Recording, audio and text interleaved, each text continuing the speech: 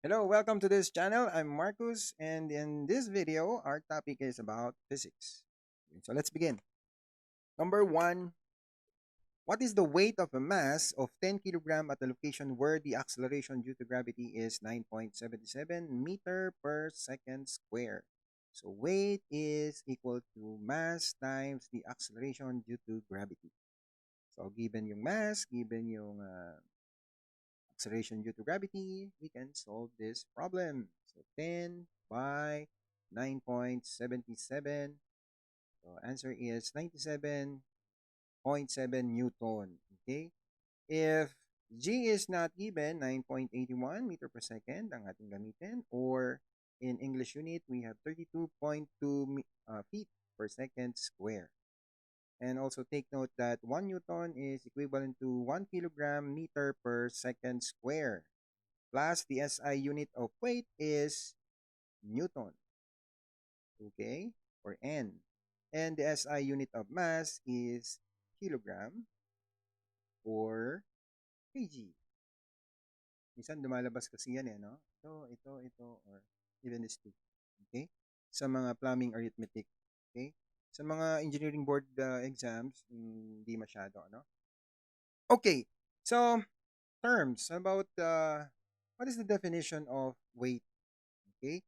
Weight is defined as the gravitational pull upon a body, and mass is defined as the quantitative measure of the amount of matter in a given body. So, yon, baka lang din lumabas. Weight and mass. Okay? So, the answer is letter C. Number 2. The mass of air in a room 3 meter by 5 meter by 20 is known to be 350 kilograms. Bigat, no? What is the density of air? So, to compute for the density, rho, or density, no, is equal to mass over volume. Yan na rin yung definition ng density. Okay, mass per unit volume. So, given yung weight of the air, which is 350, given yung weight, volume of room, lagay natin dito, equal to 3 meter by 5 meter by 20, which is 15 times 20, so 300 meter cube. Kaso, ang hinahanap natin is the density of air. So, ibig sabihin, mass of air, okay, over the volume of air. So, paano to? So, ang assumption dito is that the volume of air is equal to volume of room. Since the air will occupy the same room, no? Which is 3 by 5 by 20. So, yun na rin yung kanyang volume. So, equal to 300 na rin. So, this is 350 over 300. Okay? So, let's use our calcu and compute this. 350 divided by 300 is equal to 7 over 6 or 1.167 or 1.167, and the unit is kilogram per meter cube. So, ito na yung answer natin. Letter A. Okay? So, madali lang. Number 3. 100 grams of water is mixed to 150 grams of alcohol, given yung density of alcohol to be 790 kilogram per meter cube. Hindi stated yung density of water, but density of water, alam natin that this is 1,000 kilogram per meter cube. Okay? Then calculate the specific volume of the solution, assuming that it is mixed completely. Okay, bago natin solvein, tingnan muna natin yung mga choices. And dito tayo tumingin din sa unit. The unit is cm cube per gram. Alam natin that gram per cm cube is density. So ito pala, cm cube per gram, ibig sabihin that the specific volume is the reciprocal ng density or 1 over rho. Okay? Pero ang kinocompute natin is the specific volume of the solution. So tama lang that this is 1 over the total, no, density of the solution. So, tama ito, total dapat dito. And to get the total density, this is equal to total mass over the total volume. Di ba? O, sige. Let's compute. What is the total mass? Total mass is mass of water plus mass of alcohol, 100 plus 150, so 250 grams. Okay? And how about the volume? volume of water plus volume of alcohol. And from here, that rho is equal to mass over volume, we can say that volume is equal to mass over rho.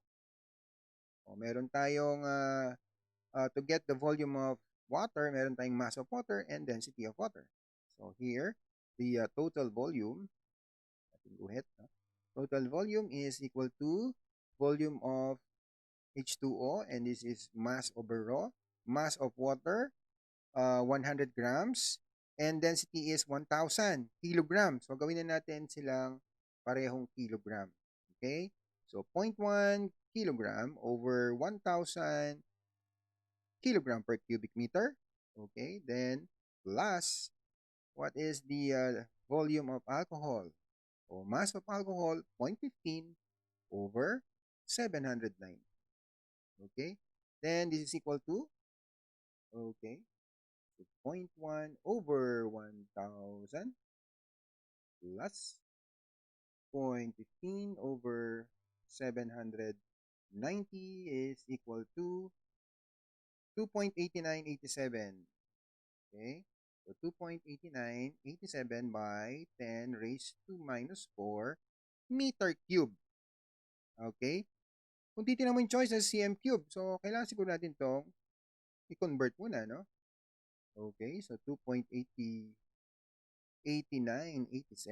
by 10 raised to negative 4. So, meter cube multiplied by 100 cm over 1 meter raised to 3. Okay, makakancel na yung meter cube. So, the total volume is equal to times 100 raised to 3 equals 289.87 cm cube. Okay, now we can solve for the specific volume of the solution. That is 1 over the total density. Okay, so yung density natin is mass over volume. So, ang mangyayari dito that the specific volume is the total volume over the mass, total mass. No? Parang nangyari dyan is from here, dito na lang. So, we have 1 over mass total over volume total. So, tinas ko lang yung volume. Okay? So, 289.87 divided by 250. Okay? This answer divided by 250 grams. And the answer is 1.59 or say 1.2. Yun ang pinakamalapit eh. No? So, 1.2 na lang. Tawad na. Okay? So, yan. So, 1 over rho. Yun yung specific volume. Okay, so number 4. A 16-gram mass is moving at 30 cm per second, while a 4-gram mass is moving in an opposite direction at 50 cm per second. They collide head-on and stick together, and their velocities after collision is okay. So, okay, maganda to, no? So, let's say this is before collision, BC. So, meron daw 16 grams moving at 30 cm per second. Okay. And the other one is 4 grams moving in the opposite direction at 50 cm per second. Then after collision, they collide, they collide and stick on. And stick together, okay? Nag-ano na, no? So they collide, so nag-stick sila together. So this is your 16 and this one is 4. So isa lang velocity, no? Isa lang ang velocity and let's call this V. Kasi nag-stick sila together. So, ibig sabihin lang, natama lang na isa lang talaga ang velocity nila. Na? Okay, sige. Okay, sa physics, again, initial momentum is equal to final momentum. So, M1B1 is equal to or plus M2B2 is equal to M1B1 prime plus M2B2 prime. But B1 and B2, kasi nga isa lang ang velocity nila, no? So, sabihin natin equal sila. Or this is M1B1 plus M2B2 is equal to M1 plus M2 times the velocity. There. Okay? So, okay, let's plug in the values. So ang M1 is 16. So, we have 16. B1 is 30. Oh, yeah, 30. 30. Then plus 4. Is it 4? Yeah, 4 multiplied by 50. Okay, and take note of the direction. So, minus 50 yan. There. Kasi going opposite direction. Okay? Then, equal to 16 plus 4 times the velocity. Okay? So, equal to, so let's compute this. So, we have 16 by 30. Okay? Minus, ilan to? 4 times 60 is 200. Yes. Then, divide it by 16 plus 4, 20 is equal to 14 meter per 14 cm per seconds. But yung mga choices meter per second, so multiply by, divide by 100, sorry, para maging meter. Or this is equal to 0.14 meter per second square. So this is your answer, 0.14. Ang importante dito is this, that the initial momentum is equal to final momentum. M1 B1 plus M2 B2 is equal to M1 B1 prime plus M2 B2 prime. Okay? So, dito tayo. Number 5. A 10-gram block slides with a velocity of 20 cm per second on a smooth level surface and makes a collision with 30-gram block moving in the opposite direction with a velocity of 10 cm per second. And if the collision is perfectly elastic, what is the velocity of the 30-gram block after collision? Okay, so ganun pa rin. Let's draw this. So we have here before collision. Let's say this one is the 10 with a velocity of 20. Okay. Sa board exam, pwede hindi na drawing, no? Pero kung mas makatulong to, make sure aware ka sa time kasi limited lang ang oras, especially in plumbing arithmetic, no? 1 minute and 12 seconds per question kung tutuusin kasi 100 questions in 2 hours dapat matapos mo. No?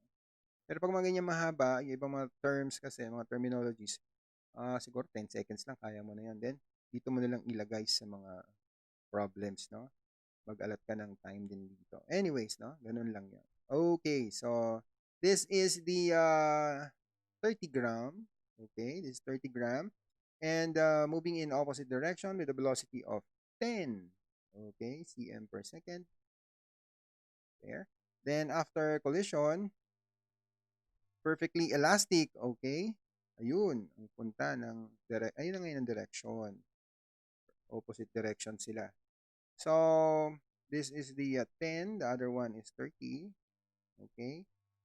And what else? Ano pang given? Perfectly elastic lang. Now, when you say perfectly elastic, the coefficient of restitution is 1. Okay? Perfectly elastic. Kapag naman perfectly inelastic, the coefficient of restitution is 0.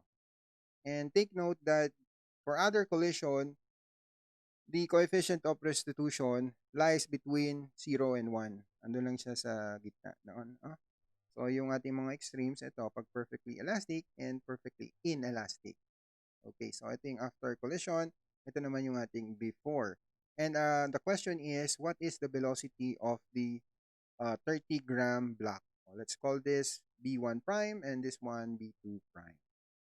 Okay? And again, initial momentum equals final momentum. So we have M1 B1 plus M2 V2 is equal to M1 B1 prime plus M2 V2 prime. And take note sa mga direction, ano? Okay, so M1 is 10 multiplied by V1, which is 20. Okay, then M2 is 30. Going to opposite direction, this is minus 10. So, equal to M1 is 10. And B1 prime, ang B1 prime ay bumaliktad, no? So, this is minus B1 prime. Plus M2 is 30. And this time, nag-reverse din ang direction ng 30 na dating negative. O ngayon, siya naman ang positive. Then, this is 200 minus 300. We have minus 100 equal to minus 10 B1 prime plus 30 B2 prime. Okay? Divisible by 10. Okay? So, sige. Let's call this, divide na lang by 10, no? So, this is minus 10. Or pwede rin plus, minus, divide na by minus 10. O, 10 na lang, positive. So, this is equal to negative B1 prime. And this one is divide 10, no? So, plus 3 B2 prime. And let's call this equation 1. Okay, mahaba pa ang solution.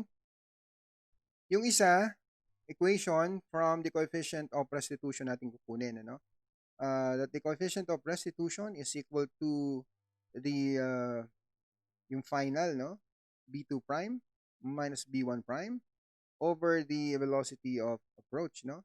Yung initial. B1 minus B2. Okay. So, yung E1 dito is equal to 1. I mean, yung coefficient of restitution is 1. Okay? Kasi nga, perfectly elastic. So, here, so 1 is equal to yung V2, yan yung hinahanap natin. And, sama na natin yung B1 prime. Over, what is V1? What is V1? V1 is 20, right? Yes, 20. There, 20. And, yeah, V2 is minus 10. Tama, going negative direction. And, dito naman, yung V1, kung titingnan mo, dito, sa no, after collision, ano? Kung yung V1 prime, after collision, from positive, nag-reverse yung direction niya or nag-reverse, no? Bumaliktad siya eh. So, tama lang to that this is negative. Dapat maging negative din itong B1 prime na ito. So, this is minus or positive na. Okay? So, lagay na lang natin dito. So, this is minus B1 prime. Tama? B1 prime. There. So, yung B2 prime, tama lang na positive kasi nga, nag-reverse din naman siya ng direction. From negative, then, naging positive. So, ito na yung magiging equation natin. Okay, so, ilan na yan? So, we have 20 plus 10 is 30 times 1. So, 30 equal to V2. Yeah, V2 plus B1. O, B2 prime plus B1 prime. Or, arrange lang natin. No? So, 30 equals B1 prime plus B2 prime. So, meron tayong equation 2. Meron tayong equation 1. So, gamitan na lang natin to ng mode 5-1. Okay, 2 equations, 2 unknowns. O, kung gusto mo, pwede mong gawin to algebra, okay lang din. No? Meron ka na namang value, solve here for V1, then plug in dito sa equation 1. Then you solve for V2. Or, use the calculator. Sayang naman yung function, no? Gamitin na natin. And the coefficient of V1 is negative 1. Okay, negative 1, press equals. And for V2 is, V2 prime is 3, no? So 3 equals, then minus 10. Constant. Equals. The second equation, we have 1, positive. V2 is 1 then, equals. Then, press 30. Then, press equals. Press equals again. The answer is, V1 is 25. No? cm per second. Pero hindi hinahanap mo. Ang hinahanap mo is the second, ito, yung second object mo na 30. Okay, so press equals again. So, ito na yung answer mo. So, T2 is 5 cm per seconds. Yun ang answer. Letter B. Okay. Yes, so ang dapat tandaan dito is the initial equals final, conservation of momentum, no? So initial equals final. Then also remember this equation. The coefficient of restitution is equal to B2 prime minus B1 prime over B1 minus B2. And also, the coefficient of restitution for perfectly elastic is 1. For perfectly inelastic, the coefficient of restitution is 0. Yan. For other collision, again, the coefficient of restitution lies between 0 and 1. There. Okay, so let's move to problem number 6. A 10-kilogram block is raised vertically 3 meters. What is the change in potential energy? So, sa potential energy, we have PE is equal to mgh mass times g times height. So, yun na lang, no? So, this is equal to, what is the mass? 10. 10 by, the given, no? So, 9.81 times the height of 3. O, ganun lang. Then, PE is equal to, okay, balik natin, mode 1. So, we have 10 by 9.81, okay, times 3. Okay, and the answer is 294.3. 294.3. Okay, ang unit nito is in kg. This one is in meter per second square, and this one is in meter. Okay, so sabi ko nga kanina that 1 Newton is equal to 1 kilogram meter per second square. So, ayan, no? Kilogram meter per second square. Kaso may meter pa. So, ang nangyari is Newton meter. And 1 joule is equal to 1 Newton meter. So, ang unit nito is joules. Answer is letter C. Okay? Yes. Okay, number 7. What is the acceleration of the body that increase in velocity from 20 to 40 meter per second in 3 seconds? So, ang hinahanap dito is acceleration. Given yung initial and final plus the time. Given din. Okay? So, dito tayo sa yung formula natin ngayon. That the final velocity is equal to the initial plus acceleration times time. Or, sinabi naman dito, ano? Or change in velocity na lang. Pwede rin, ang BF minus BO over T. Change velocity over time. Or that is acceleration. Parehas lang. Or this one. Pwede rin to. Same lang din naman yun. No? So, ang hinahanap natin dito is the acceleration. Then, you solve for A. A is equal to VF minus VO over T. Okay? So, A is equal to 40. 40 minus 20 over 3 seconds. So, 20 over 3. So, ilan yan? 20 divided by 3. 6.67. The answer is letter D. Okay? Sa calculus, di ba? Sa physics, or sa calculus, no? Madalas natin itong, or differential equation, sorry, no? Madalas natin itong gawing example that the force is equal to mass times the second derivative of position, no? Second derivative of position, dagdag lang, no? So, that is the second derivative of x with respect to time. Say this is the mass, and that is equal to force, no? Ito yung second, Newton's second law. Ito kasi is also the acceleration, no? So, if you integrate this, ang makukuha mo is the velocity. If you integrate this again, makukuha mo naman is the position or x. Sige, ganun ha? Sige. Okay, so the answer is B. Okay, so let's go to number 8. How far does an automobile move while its speed increases uniformly from 15 to 45 in 20 seconds. So, dito ang hinahanap naman is how far ay the distance, ano? So, given yung velocity, given din yung time. Given velocity, so initial, final, sige. Ang gagawin natin, kilometer per hour, tapos seconds. So, merong inconsistency sa unit. Ito dapat ay naka-seconds kasi per hour yan.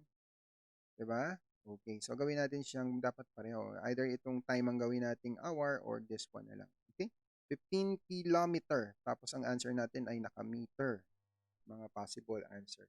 So, i-convert na lang natin siya into meter per second. Okay? So, tawagin natin itong this one, 15. So, let's call this initial na lang, no? Initial. So, let's call this DO. Okay? So, 15 kilometer is 1,000, no? So, 1,000 over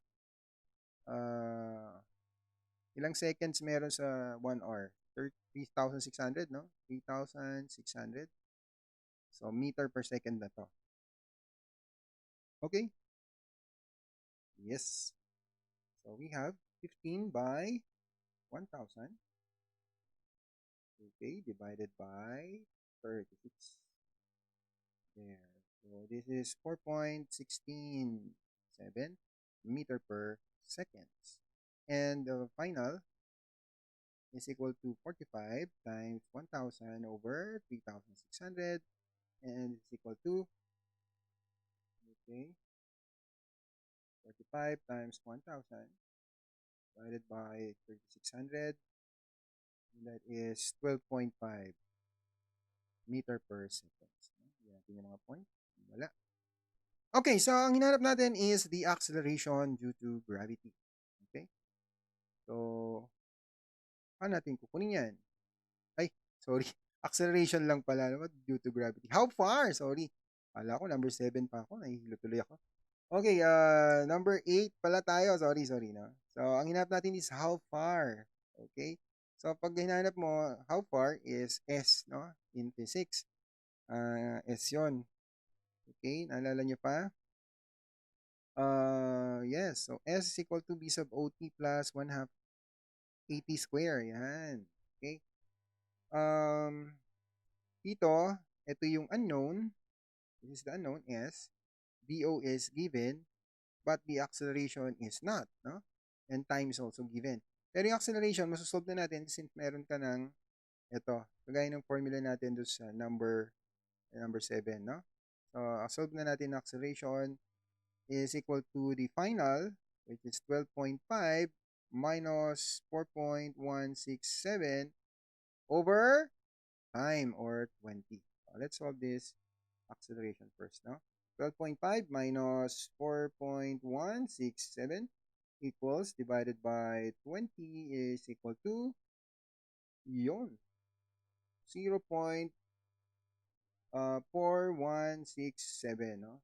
Ayan lang, 0.4167 meter per second square. So, substitute natin dito sa S. S is equal to B sub OT is 4.167 times time, which is 3. There, no? Equal to 3, 20 pala, sorry, 20. Plus 1/2 times this, times 20 square. Okay, so konting pindot na lang to sa calcu. We have, ito, unahin ko na to kasi nandito na sa display, no? So, times 1/2 or times 0.5. Then, multiply by 20 square or 400 equals.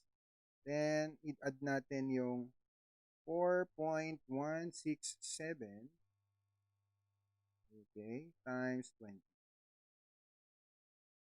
Okay, so 167 times 20, the answer is 166.67 meter, or let's say this is 167 meter. O, tawad na ulit, no? So, the answer is letter B.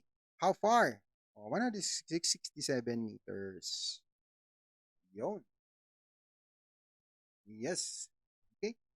One more. Yan natin. Oo, mga rectilinear na to, no? I think this is the, uy, meron pa. Parang 10 pala to.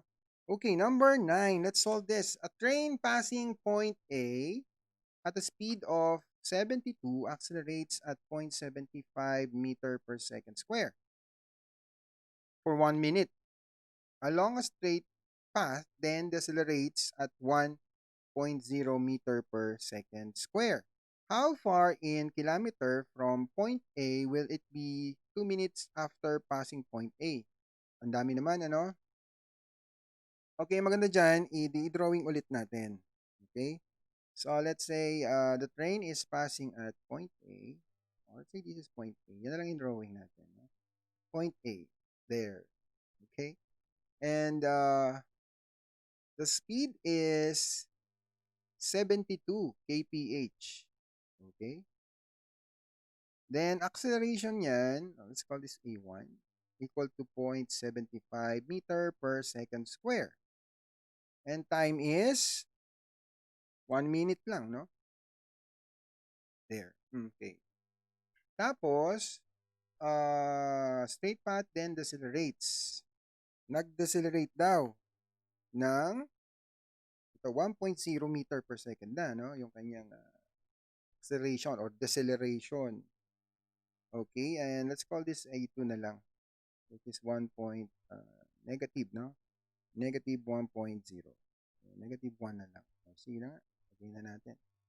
And another, ang time niya is, pares lang, no? Then accelerates at 0.41 along a straight path, then decelerates at 1.0. Nag-decelerate siya for 1.0. Okay. So, ano yung time niya? Same lang din, 1. Tama ba? Yes, kasi ang problem natin is how far in kilometer from point A will it be 2 minutes after passing point A? So, tama, no? So, ang time 2 natin is 1 din. 1 minute din. Okay, 1 minute. Okay, so, ngayon, paano natin to isosolve? Kasi ang problem natin, from point A, tumakbo siya ng 1 minute. Tawagin natin dito yung 1 minute na tinravel, no? Ito yung time, lagyan natin, time T1 hanggang dito. Tapos, nagpreno. Diba? Ito. Ito yung time T2 na 1 minute din. Ang tinatanong sa atin is, from this point up to this point, gaano daw yung tinravel niya, no? From point A, will it be 2 minutes after passing point A? So, from dito hanggang dito, yan yung ating susukatin. And let's call this S. So, itong dito is S1. Ito naman S2. Okay? Kasi nung 1 minute, nag-decelerate siya, no? Yung acceleration niya is, deceleration is 1.0.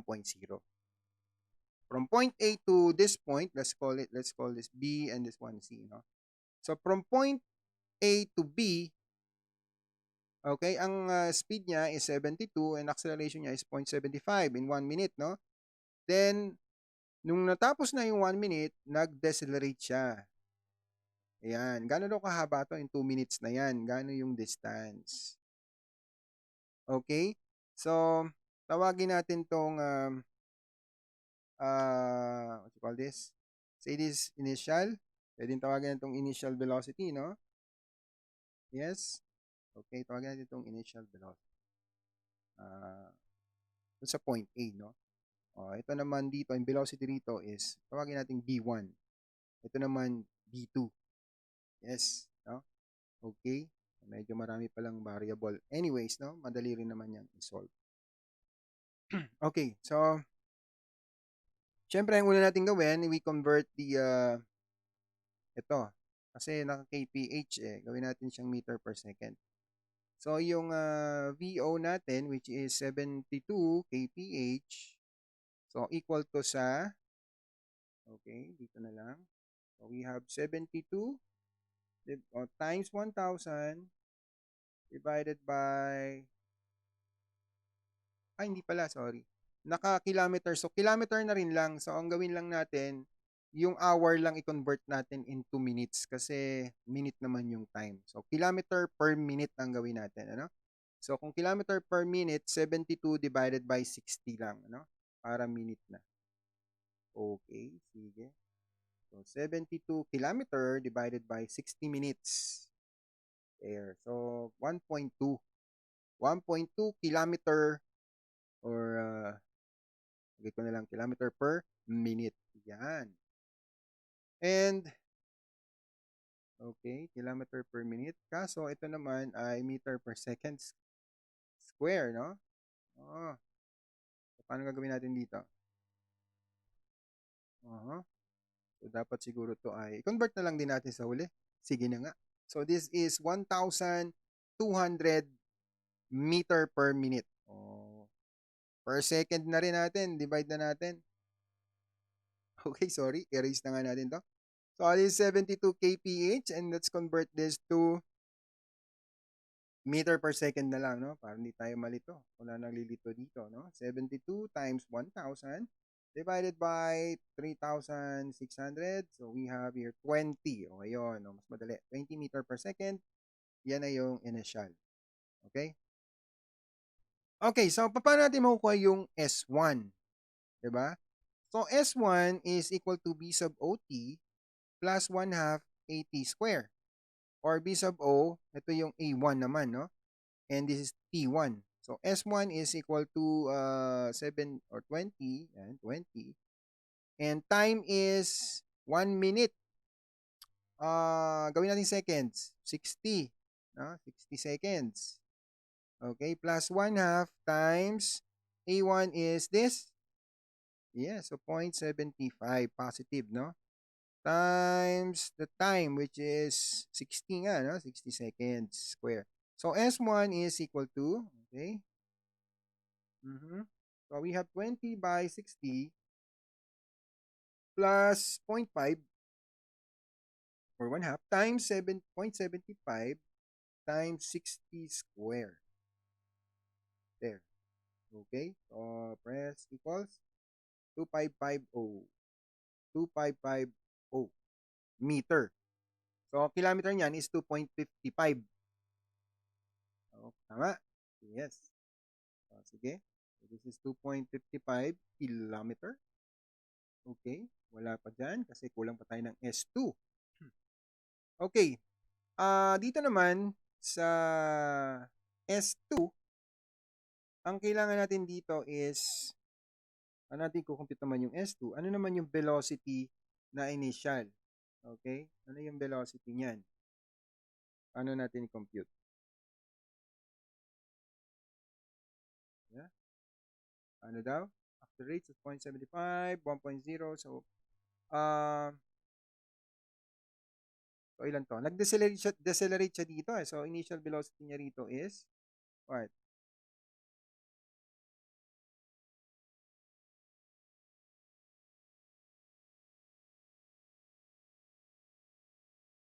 How much? Paano makuha to? Eh di from ano? Ano nga yung formula natin? BO, BF equals BO plus 80. Diba ito yung kanina? And this BF, siya na yung B1. Yan. Okay? So, BO plus 80. Yun! Okay, so, yung V1 dito will be actually the final velocity with respect to A, no? Titingnan mo siya doon. Okay, so, ang V1 mo is V1 is 72 or ito na yung 20, yeah, 20 na lang meter per second plus what? 0.75, no? 0.75 times what's the time? 1 minute. 60 seconds. Yung B1 is equal to, okay, so 20 plus 0.75, yeah, 0.75 times 60. This is equal to 65 there. 65 meter per seconds. So, yung V1. So, kung titingnan mo yung to solve for S2, yung distance 2 na to, this is equal to B sub OT plus 1/2 AT square or B sub 1 T. Kasi yung final velocity dito is the D2, no? Dito, pag tinignan mo siya sa C, ang initial velocity mo is V1. Yun. So, V1 plus 1/2 A2. A sub 2, no? T square. Okay. So, S2 is equal to 65. What is 65? There. multiplied by time, which is 60 seconds, plus 1 half times, ano nga yun? Negative. Negative 1 times 60 uli square. So, S2 is equal to 65 times 60 plus, actually, minus na, no? Minus 0.5 times 60 square. Okay. As equals, we have 2, 1 meters. Or S2 is 2.1 kilometer. So, S total is S1 plus S2, and this is 2.55 plus 2.1, or 4.65. 4.65 kilometers. Meron sagot? Meron sagot. So, this is your answer.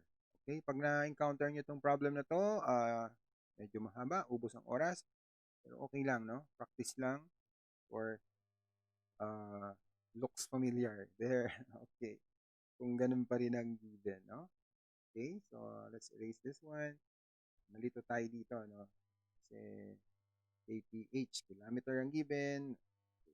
Mas madali siguro i-convert na lang din sa huli. Okay, kagaya ng ginawa natin. Okay, so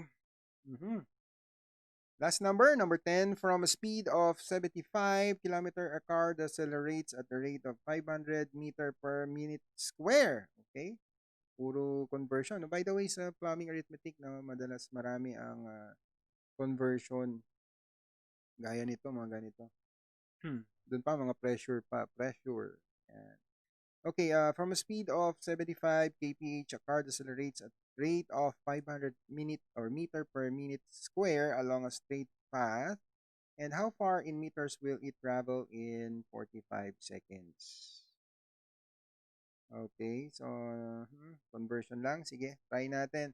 So speed is let's call this V na lang muna, 75 kph. Okay, let's convert this to meter per second. So we have 75 times 1,000 divided by 3,600. We have 20.83 meter per second square. Seconds, no? Then the car decelerates at the rate of 500 along a straight path. So yung acceleration mo is minus, no? Minus 500. Okay? So A is 500 per minute square. Negative yan, no? Gamitin natin deceleration. 500 meter per minute square. Click natin. Undo. Okay, so this is meter per minute square.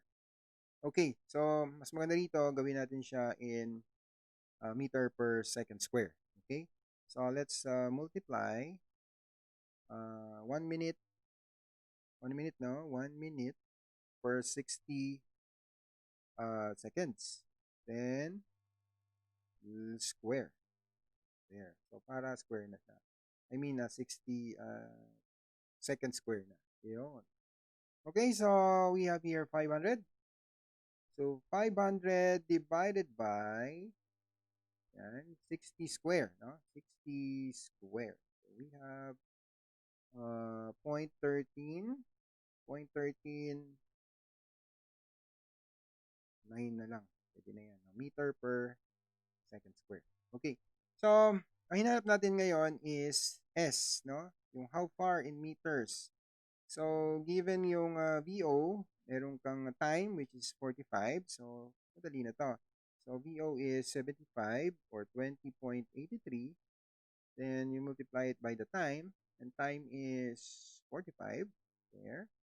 Then, plus, so deceleration no? So, 1 half times negative na itong acceleration na to. Deceleration. So, minus 0.139 multiplied by the time, which is 45 square. Okay, so S is, okay, so S is what? Tingnan natin to.